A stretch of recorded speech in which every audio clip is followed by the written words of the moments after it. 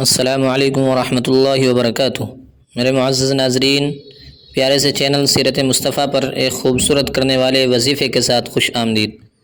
میرے معزز ناظرین، آج کی اس ویڈیو میں ہم آپ کو ایک ایسا وظیفہ بتانے والے ہیں کہ جس کے ذریعے سے آپ اپنے چہرے کو حسین و جمیل بنا سکتے ہیں۔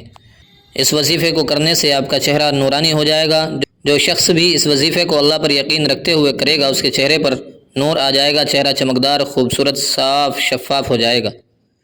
اس وظیفے میں آپ کو ایک دعا بتائی جائے گی جو قرآن پاک کے اندر ہے۔ آپ کو وہ دعا روزانہ رات میں عشاء کے بعد سونے سے پہلے پڑھنی ہے۔ اس ویڈیو میں ہم آپ کو اس وظیفے کو کرنے کی پوری تفصیل بتائیں گے انشاءاللہ۔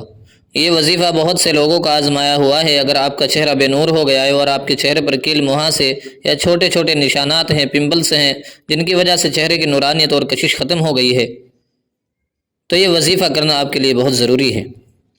اس وظیفے کو جس نے بھی کیا ہے اس کا چہرہ نورانی ہو گیا، چمکدار، خوبصورت ہو گیا۔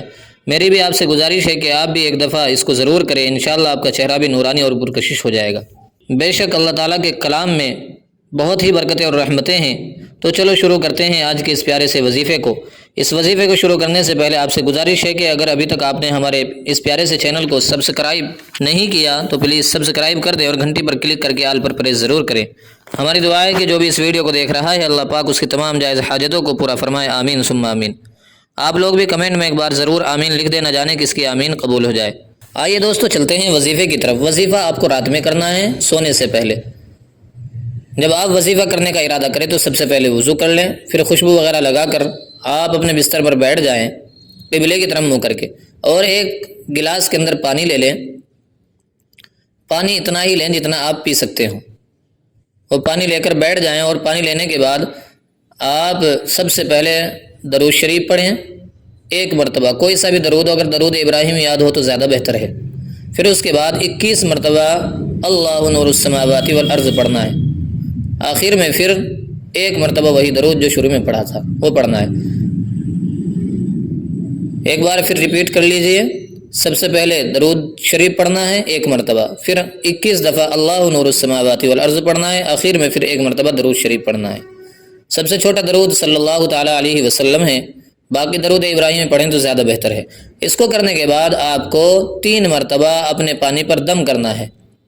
اس طریقے سے دم کریں کہ آپ کے دم کرنے میں آپ کے منہ سے کچھ تھوک کے ذرات بھی پانی پر جا گرے۔